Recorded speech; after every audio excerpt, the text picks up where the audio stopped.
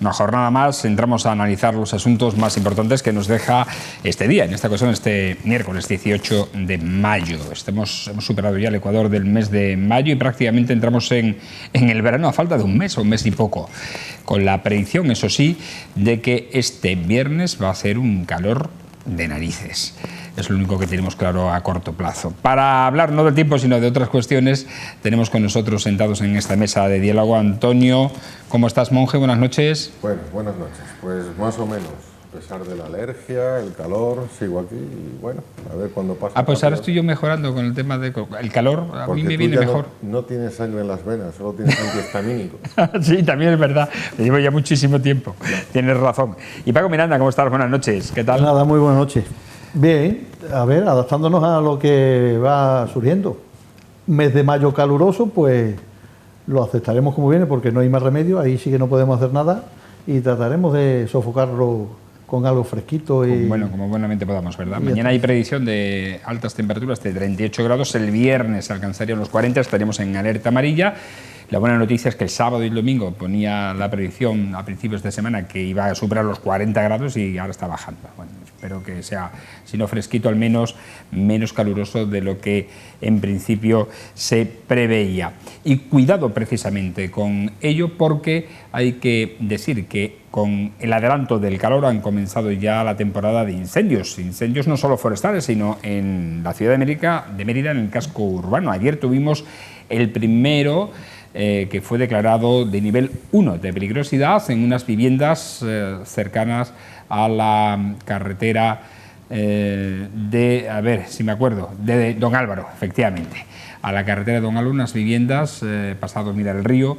El fuego tuvo que desalojarse algunas de las viviendas de los chalés porque el fuego había llegado hasta las propias casas, pero sobre las 8 de la tarde ya estuvo totalmente dominado. Ahí tenemos esas imágenes de ese incendio, como decimos, el primero del año, considerado o declarado nivel 1 de peligrosidad por su cercanía a estas viviendas aisladas. Y es que los pastos secos son un combustible fantástico para los incendios. Precisamente esta semana el Ayuntamiento de Mérida editaba un bando en el que obligaba a los propietarios particulares a desbrozar las parcelas urbanas para evitar este riesgo de incendios, que cada año en Mérida se cobran unos cuantos. Paco. Sí, no, además el tema este de los incendios, es verdad, la época es la que corresponde, pero que hay que tomar unas medidas preventivas anteriormente, eso ya se sabe. Quizás es un poco aquello de que acabamos dejando que el tiempo nos ponga en situación, pero si se hicieran las labores de atención, desbroce y preparación de los terrenos previamente, pues obviamente ya no habría esos problemas. De modo que... Siempre se ha dicho que los incendios se apagan en invierno. Sí, es una asignatura pendiente, como pasa en el monte, pues con el tema de los cortafuegos, de la limpieza de maleza, son labores. Es verdad que en esa fecha es como que parece que siempre hay tiempo para acometerlo, pero luego siempre acaba ganándonos la partida el tiempo y las consecuencias después en costos son mucho más elevadas que lo que supondría una atención previa a en ese sentido, ¿no? De limpieza, desbroces y mantenimiento de las zonas en el campo. Este es el segundo incendio en el término municipal de Mérida, porque el sábado hubo uno en el Parque de la Isla, más pequeño evidentemente, que tuvo también que precisar los servicios de los bomberos. Antonio. Sí, aquí en el fondo al final hay que apelar a la responsabilidad ciudadana y de los propietarios de las fincas, que son los encargados en primera instancia de mantenerlos adecuadamente. Y después, pues bueno, tener todos en mente que ha empezado la temporada ya de altas temperaturas, con lo cual no sé si ha salido ya la orden de la Junta en la que prohíbe la realización de barbacoas, fuegos, ya se prohíbe la quema de pastos. Ya se prohíbe la quema de pastos y todos debemos ser conscientes de que, bueno, ahora hasta que vuelva otra vez el otoño, pues nada de hacer fuego en el campo, porque tal y como está la temperatura se nos puede escapar en cualquier momento, aunque no sé si es el caso que ha sucedido estos días de atrás, ¿no? Y nada, responsabilidad y que las instituciones actúen cuando el fuego se escapa y intenten apagarlo. La previsión, evidentemente, es la mejor herramienta para hacer que no... Es el mejor cortafuegos, precisamente para evitar estos incendios. Por cierto, que tenemos un plan Infoex muy bueno y que afortunadamente funciona muy bien. Incluso en Extremadura pues, se ha exportado a otras comunidades cuando ha hecho falta, incluso a Portugal, si recordáis, hace unos años con ese gran incendio que se produjo en el país vecino. Vamos a otros asuntos. Hablamos ahora de la formación profesional porque ayer conocimos que el Gobierno central prevé invertir 1.200 millones de euros en la promoción de esta enseñanza. Una enseñanza que desde al menos el sector privado se ha querido siempre potenciar para saldar la carencia que hay, sobre todo de mano de obra cualificada, de técnicos, medios que las empresas precisan y que no encuentran en diferentes ramas laborales. Yo no sé si en este nuevo modelo que hay de la formación profesional, las prácticas creo que tienen ya un mayor peso, pero no sé si en las empresas, las prácticas en empresas tienen más peso que antes. Antonio. Sí. De hecho, para que un alumno pueda finalizar los estudios de la FP de grado medio o la de grado superior, es obligatorio que tengan una estancia en una empresa. ¿De acuerdo? Entonces, sin esa estancia no acreditarían la formación y, por tanto, el título. En ese sentido, la formación profesional ha venido cambiando desde los tiempos que yo estudiaba, aquellos módulos de la FP1, la FP2 y estas cosas. Ahora, en realidad, no puede acceder a la formación profesional nadie que no tenga el título de la ESO, e incluso hay otras vías, pero se le está intentando dar una mayor calidad, sobre todo de cara a que el sector empresarial confíe en que, a pesar de que tenga que darles formación específica, porque nunca un puesto de trabajo podemos atinar exactamente a lo que va a desempeñar la persona, ¿no? Pero que sí que vengan con una formación inicial que les permita, pues, en un breve espacio de tiempo, poder cumplir con las necesidades de la empresa y las necesidades de su propio trabajo. Y yo creo que en este sentido sí que hay un despegue de la formación profesional en España, aunque a pesar de ello le quede muchísimo camino. Véase la creación de determinados ciclos de formación profesional en áreas en donde se ve necesario, o la eliminación de aquellos ciclos en áreas donde ha dejado de ser necesaria esa formación profesional porque el sector industrial así lo precisa o así lo rechaza, ¿no? por cese. En ese sentido, las noticias de aportes de inversión, si esas inversiones son bien llevadas y apuntan a las necesidades que hay en cada momento, yo creo que son buenas. Otra cuestión es que, bueno, pues los gestores sean capaces de ejecutar bien esa inversión donde se necesita y donde el tejido empresarial así lo reclame. Sí, yo comparto, en ese sentido, comparto tu opinión, porque es que realmente hay una alta demanda de mano cualificada en el sector empresarial. Sí es verdad que quizás hay un déficit, a mi juicio, creo que a lo mejor había que apostillar, porque bien es cierto que todo lo que se implementen, en este caso, pues con aportaciones económicas que lógicamente irán parejas de formación, tanto de profesorado como de metodologías, de aulas, estará bien. Pero la parte en la empresa donde se practican las prácticas, efectivamente, que son absolutamente necesarias para obtener la titulación, es un periodo de tiempo relativamente corto, por lo tanto, bueno, pues aporta una ayuda desde el punto de vista del estudiante que toma contacto con la realidad del trabajo que ha venido desarrollando en estudio. Yo creo que la pata donde queda un poco coja, y quizás ahí habría que apostillar un poco, es en el incentivo a la empresa. Pues normalmente las empresas, y a lo mejor suena, es frío, pero es así. Al final lo que buscan es la rentabilidad, y en el mercado se suele buscar pues la mano cualificada con experiencia. Claro, es un poco contradictorio en sí mismo. Si no se le da la oportunidad a través del trabajo a los chicos que se acaban formando, pues lógicamente esa experiencia no la acaban adquiriendo nunca.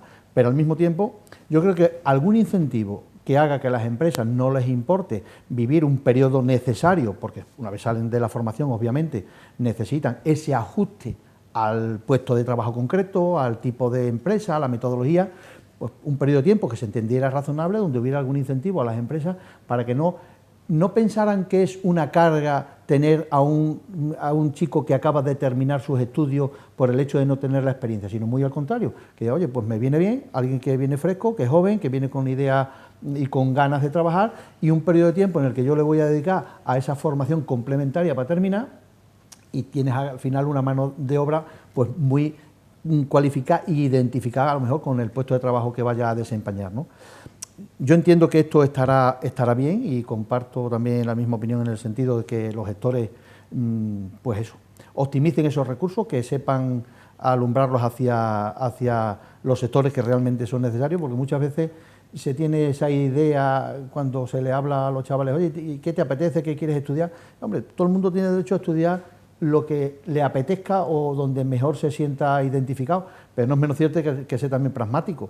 El mercado ofrece pues un número determinado de puestos en unos sectores más que en otros, y también a lo mejor hay una orientación adecuada hacia los sectores que tengan mayor oferta de empleo, en fin, que creo que son varios flecos o varias patas las que debería de tener este banco para que efectivamente esto funcione, porque lo que sí será una pena es que las empresas acaben demandando mano de obra y no la tuvieran aquí y al final tuviera que venir exportada, cuando lamentablemente tenemos un número de parados enorme en España, andamos en torno a los 3 millones, ¿no?, de parados, por lo tanto, en fin, ojalá y esto sea algo que efectivamente que esté bien llevado, bien orientado y que estos recursos se empleen de la mejor manera, porque desde luego el sector necesita esa mano de obra cualificada en ese sentido, ¿no? Hace falta una mayor conexión entre lo que es la enseñanza y las empresas, la demanda y la oferta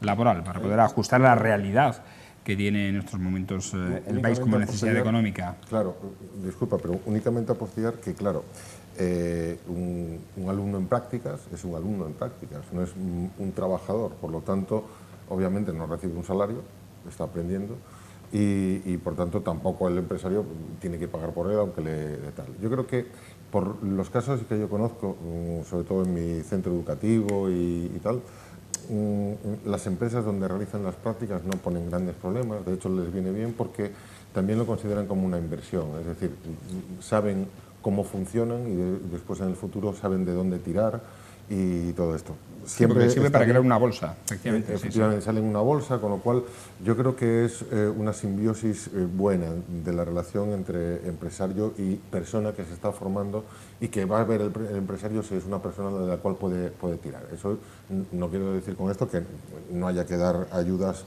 a todos, porque sí, efectivamente, la productividad que pueda tener una persona que está aprendiendo es diferente a un trabajador, obviamente, y el tiempo que emplea un empresario en esa formación, pues también debería ser compensado de alguna manera. De igual forma que cuando contrata a una persona que teóricamente sabe su oficio, pues también sabemos que va a tener un periodo de adaptación que no se compensa de ninguna manera y que el empresario pues, lo asume como tal. Respecto al tema que comentaba Paco, de la localización de los estudios, hay que tener en cuenta que esto es un poco más complejo, ¿no? Porque cuando se forma una empresa nueva que empieza a ser un polo tractor de toda la economía de un cierto comarca, muchas veces va detrás la formación profesional y no al revés, es decir, las empresas no se localizan donde hay centros de formación profesional específico, con lo cual hay un periodo de tiempo de adaptación que sí que es cierto que, a diferencia de lo que sucedía antes, la administración pública cuida mucho, en el sentido de que hace encuestas periódicas incluso entre las poblaciones y mira dónde están localizadas las empresas y localiza los puntos de creación de nuevos centros de formación profesional acorde a las necesidades, bien sea por listas de paro o demanda de empleo de los empresarios, e intenta ajustarlo. Pero hay que tener en cuenta que, claro, formar un ciclo nuevo lleva unos 2 años o 3 cursos, entre 2 y 3 cursos de previsión. Porque, claro, tienes que movilizar instalaciones, tienes que movilizar equipamiento, tienes que movilizar profesorado, tienes que asegurar que hay alumnos que más se matriculen. hay que entender que es un proceso que es más lento, que se pudiera acortar, pues bueno, sería lo ideal, pero también tenemos que entender que una empresa ahora va bien y dentro de un año pues a lo mejor pasa algo y cae, ¿no? Entonces hay que ajustar tiempos y hay que entender que es necesario ese ajuste de tiempos, nada más. Un detalle se me venía a la cabeza porque como bueno, yo empecé en el mercado laboral muy joven y por lo tanto ya he vivido otras etapas que nada tenían que ver con esta, desde luego, en cuanto a lo que tenía que ver con la formación. Y no digo que haya que retrotraerse a esa fórmula, sino que a la hora de evaluar y poner encima de la mesa por qué algunas fórmulas funcionaban, digo para cubrir las necesidades. Antiguamente la formación se producía, generalmente sí es verdad que eran chicos que desistían de los estudios y por tanto se incorporaban al mercado laboral y las empresas los asumían en periodos de formación, que sí, se cogía un aprendiz tenía un costo económico bastante reducido por esa cuestión de que ese periodo de formación pues lo daba la empresa y al final había como sinergia, había la demanda, oferta-demanda quedaba cubierta en los sectores, en la construcción, en los talleres, pues los aprendices de mecánicos, los aprendices de albañiles, de pintores, electricistas, y se acaban formando estos profesionales, pues se formaban directamente dentro de la empresa. Yo entiendo que la fórmula actual obviamente es mucho mejor, porque además hay un aprendizaje pues más en detalle, quizás más profundo, quizás... pero a lo mejor habría que darle una vuelta de tuerca y ver de qué manera se concilian, porque ese periodo de formación al que hacíamos alusión antes en la empresa, donde se puede tantear a la persona, qué tal, yo entiendo que es corto para acabar formando un profesional, lo que hoy se demanda y no existe, o sea, es que lamentablemente no hay profesionales. De todas formas, ahí yo creo que la formación profesional se ha hecho mucho más flexible, porque eso que planteas es un modelo que se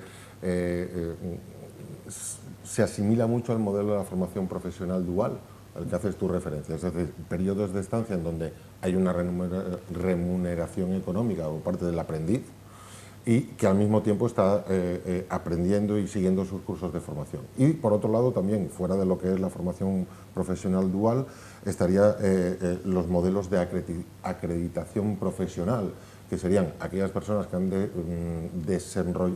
desenvuelto un trabajo durante un periodo determinado de tiempo y que se le acredita oficialmente que está capacitado o tiene competencias, aunque no tenga un título de formación profesional, para ejercer ese trabajo, ¿no? Con lo cual, yo creo que ahora se ha hecho mucho más flexible, sobre todo atendiendo a la demanda del sector empresarial y no un poco a lo que había antes sobre que atendían a otro tipo de demandas que no se sabía muy bien por qué. Yo creo que ahí la formación profesional sí se ha flexibilizado en ese sentido y se ha amoldado a las necesidades, que por otro lado es lo lógico, ¿no? Porque necesitamos mano de obra cualificada, porque de otra manera no podríamos atender al desarrollo empresarial, ni a la innovación, ni a ciertos sectores que están en auge y tenemos que dar respuesta como sociedad y como... Quizá haya una cosa simplemente yo por apostillar, y es verdad, ha habido una tradición, anteriormente, o sea, desde las propias familias se incentivaba a los estudios superiores, era como una garantía de estabilidad, de futuro, que se licenciaran en carreras superiores, y quizás también ha habido un periodo de tiempo en que se ha denostado pues este tipo de trabajo, y que por eso estamos pagando ahora, ¿eh? Sin darle la importancia que realmente tiene. Y yo digo, francamente, yo me he desenvuelto como autónomo toda mi vida y francamente no me ha ido mal.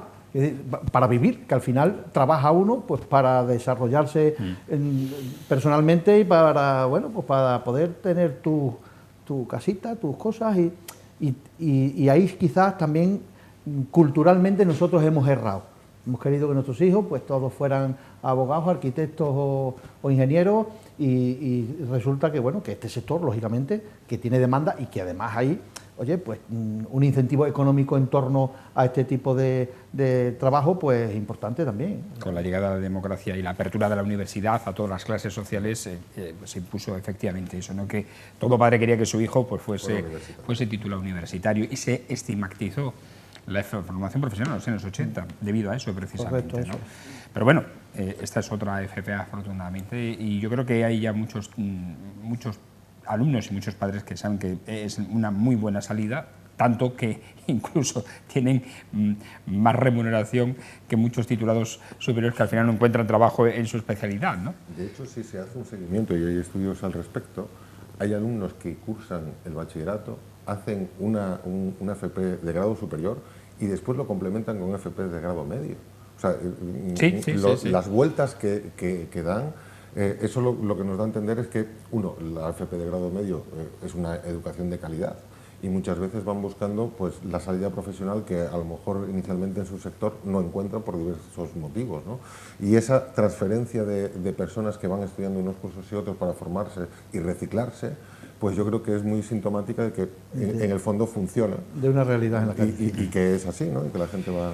Oye, vamos que se nos acaba el tiempo, a hablar de otro tema, porque en la actualidad política, bueno, el panorama política nacional, el líder de la oposición, Alberto Núñez Feijóo, ha demandado a Sánchez que acometa las reformas comprometidas con la Unión Europea, con los fondos COVID, así como la reforma de las pensiones. Ha dicho que, según los datos del Banco de España conocidos, España tiene una deuda ya del 118% de su Producto Interior Bruto.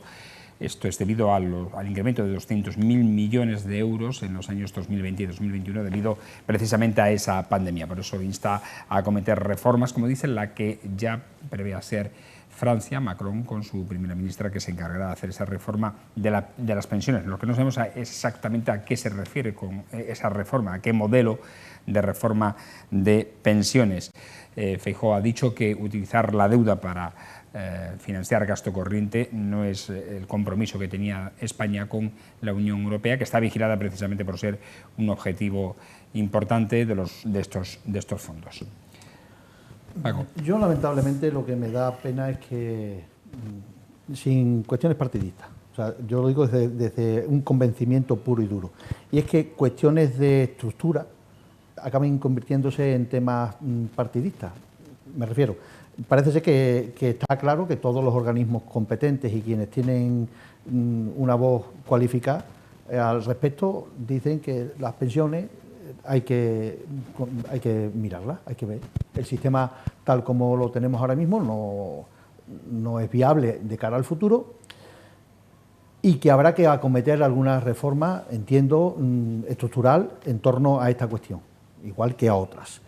Entonces, lo que no parece lógico, porque yo entiendo que el sector en este caso, de pensiones, pues es importante desde el punto de vista electoral, desde el punto de vista de estar o dejar de estar contentos a la hora de meter una papeleta en la urna. Pero no es menos cierto que la garantía de futuro se pone en riesgo si realmente no se acometen por las medidas estructurales necesarias. Y yo soy de los que opinan que no hay que meter la mano en el bolsillo a los pensionistas porque tienen su derecho, que ya ha sido adquirido por su vida laboral, por su trayectoria y por sus cosas, y sí quizás está donde debería de estar la carne al asador, que es en el tema de la creación de empleo, de que haya más gente cotizando, de que el sistema funcione, porque al final no deja de ser unas aportaciones que vamos haciendo durante el periodo en el que estamos en el mercado trabajando, para después garantizarnos pues ese futuro.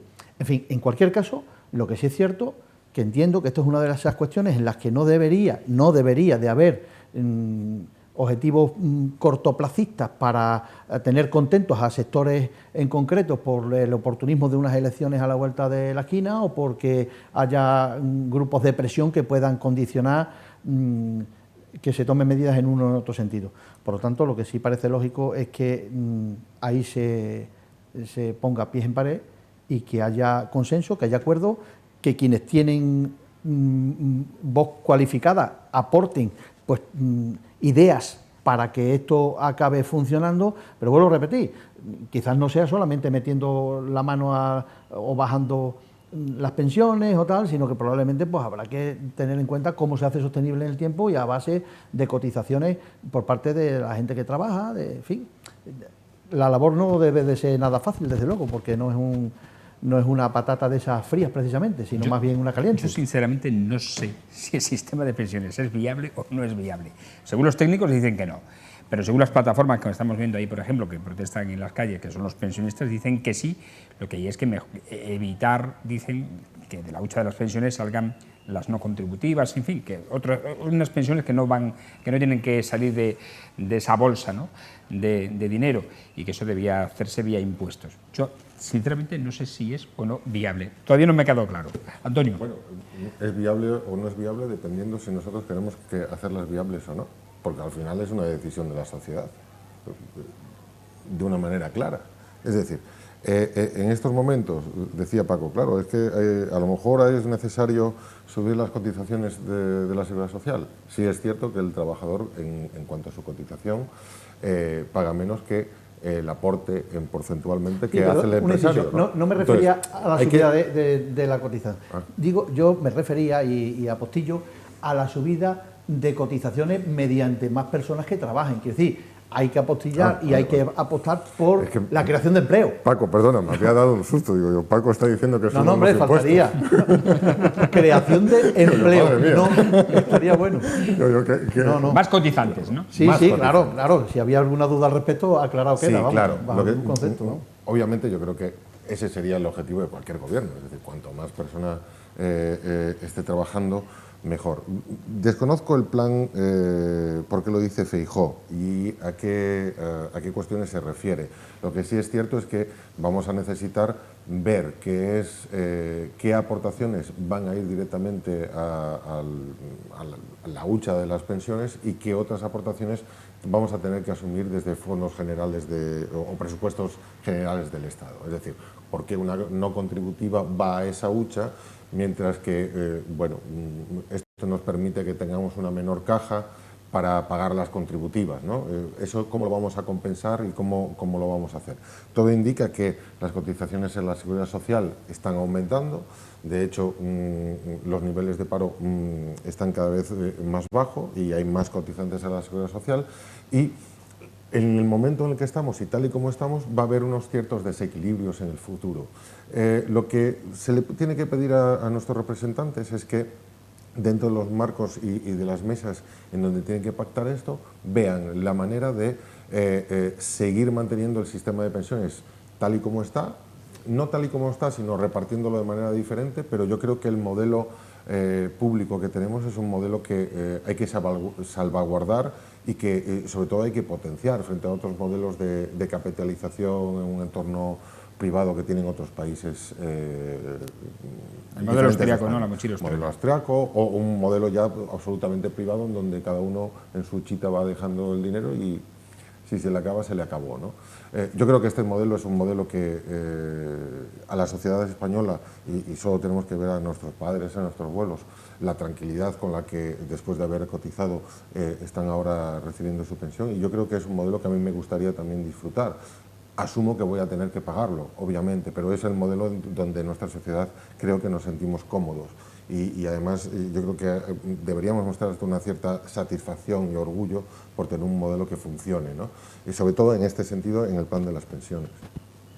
Sí, de todas maneras, a ver, que es cierto que como la caja única lo aguanta todo, cuando me digo la caja única me refiero que al final se desvían dinero de lo que debería de estar previsto, como en este caso, cuando en su momento a través del Pacto de Toledo se establecieron pues unos fondos que deberían de no haberse tocado por parte de ningún gobierno, pues para garantizar precisamente las pensiones y que no hubiera problemas en ese sentido. Al final, cuando se le mete la mano a una parte de la caja para arropar otra y hacemos trasvases, idas y venidas, pues al final, bueno, pues acaba este batiburrillo que tenemos ahora mismo.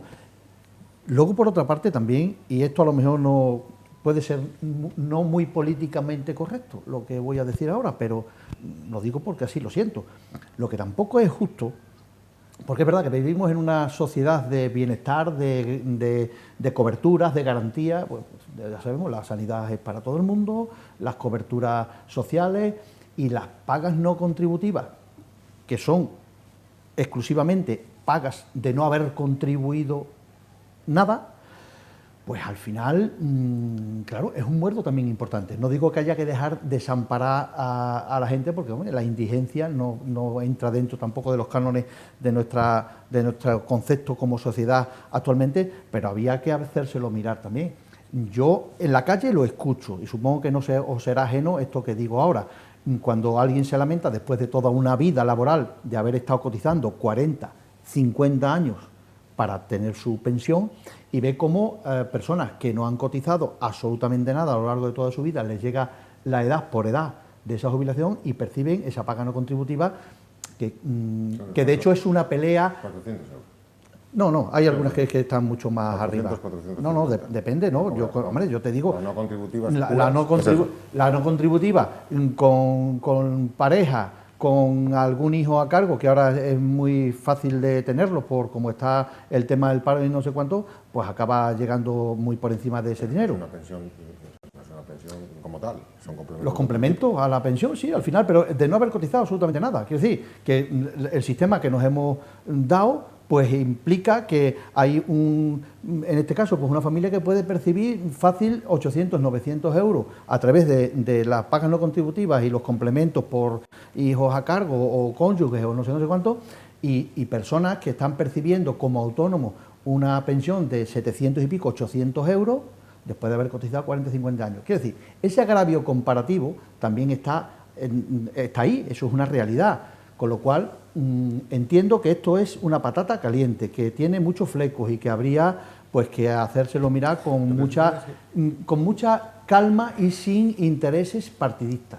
Hacer viable las cosas, hacer que funcione, pero es que hay normas y hechos que ahora mismo son realidad que hacen a veces pues que sea pues agravios comparativos dolorosos. Lo que sucede es que el problema de las pensiones no creo que venga de la mano de las no contributivas. De hecho, cuando hablamos de las no contributivas, la situación hace 40 años en España era muy diferente.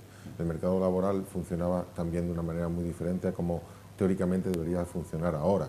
Es decir, había mucha gente que no tenía ni tan siquiera opción a cotizar porque su trabajo ni tan siquiera veían en su trabajo, no veían la posibilidad de ser contratados legalmente y se han pasado toda su vida pues haciendo pequeñas cotizaciones que al final no les han dado ni tan siquiera ese mínimo, ¿no?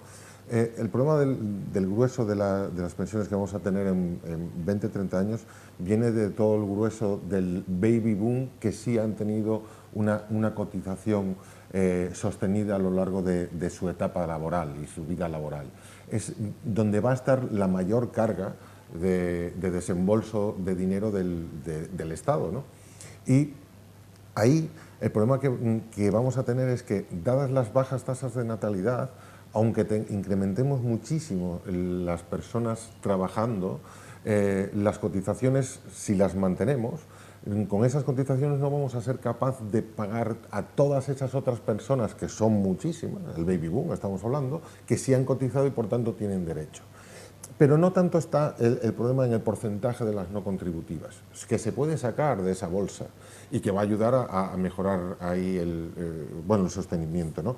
Pero el grueso del problema va a estar ahí, cómo pagamos a esa cantidad que tienen derecho con una cantidad de trabajadores que, dado el descenso de la natalidad, no van a ser suficientes como para sostenerlo, ¿no? Mira, y no por los pequeños desvíos de, por ejemplo, una pensión de viudedad de una mujer, de una ama de casa que ha estado trabajando y que cobra sus 400 y pico euros y a lo mejor le hacemos un complemento porque tiene un hijo a su cargo, ¿no? Yo ya no digo de aquellos casos, diferencio siempre entre el concepto de pobre por necesidad que del pobre por carnet, ¿no? Yo creo que los pobres de carnet, estos de que se las saben todas, pues hay que perseguirlos obviamente, pero el que, dadas las circunstancias de su vida, pasa un momento de necesidad, yo creo que es el Estado y la sociedad quien debe cuidarlo, aunque también alguna gente, como decías tú, le metemos en la misma caja, ¿no? Mira, no creo que haya... Un detalle rápido por apostillar en esto, porque a lo mejor, dicho así, no queda totalmente rematado. Y te digo por experiencia personal. Sí. Pues yo me he dedicado toda mi vida pues, a la construcción, a la reforma, a la alta decoración. Y hoy por hoy, cuando yo hablo de las pensiones no contributivas, que obviamente en la casuística pues entrará todo, pero que lamentablemente la economía sumergida, por eso digo que hay muchos flecos y hay que atenderlo desde distintas vertientes. En la economía sumergida de este país, lamentablemente, es un porcentaje enorme, mucho más gordo del que nadie se puede imaginar. Cuando uno busca a un empleado para cubrir un puesto de trabajo, que probablemente en el sector de la construcción pues es como muy dinámico, porque son obras que duran 6 meses o 3 meses o tal, y la necesidad es cubrir eso y después pues a lo mejor vuelves a estar otra vez en el paro y vuelves a intentar buscar en otro sitio. En fin, la dinamización, y esto es como es. Hoy encontrar a alguien para que te cubra un puesto de esto, teniendo en cuenta pues que tienen una cobertura social por otra vía, puesto que son parados de larga duración, que no tienen ingresos por otras cuestiones, directamente es complicado. O sea, directamente digo, yo personalmente, a mí, y he intentado contratar personal que me decía directamente, mira, yo no voy a perder el incentivo, cuando decía, oye, sí, pero obviamente para darte de alta la seguridad social. No, entonces no me interesa. O sea, te trabajo, si sigo percibiendo ese monumento que estoy recibiendo por supuestamente estar en esa situación de paro prolongado, pero me contratas y me pagas en negro. Eso, en la calle... Así. Claro, un contrato en negro no existe. Sí. No, bueno, un contrato, sí. Bueno, sí, vale.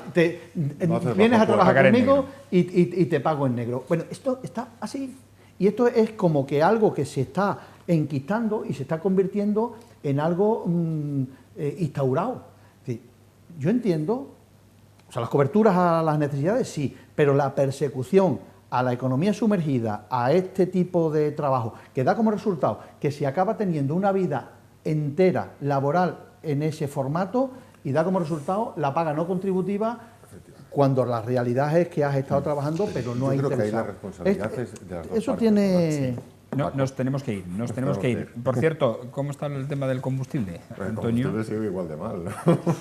Es que es curioso porque las grandes petroleras, sobre todo española, Repsol, ofrece descuentos de hasta 30 céntimos el litro, y ahí esta madrugada me llamó un correo de Cepsa de hasta 45 euros. Pero bueno, o sea, tenemos los precios muy altos y sin embargo estamos ofreciendo el doble de la bonificación que da el gobierno de 20 céntimos. El propio ministro del ramo lo que ha dicho es que está ya empezando a investigar porque no le salen las cuentas. Es decir, ¿cómo puede ser que el coste siga manteniéndose y sin embargo se hayan subido entre 40 y 50 céntimos el precio del litro del gasoil o de la gasolina? Que se compensa con los 20 céntimos del gobierno, pero que al final están inflando los precios. Y las minoritarias que no ofrecen esos 10 céntimos extra, directamente en el precio están aproximadamente 10 céntimos más baratas que las otras. Quiero decir, yo tengo mi opinión al respecto y me parece que aquí es que el Pisuerga pasa por Valladolid y de paso ya me baño. O sea, vamos, que hay una especulación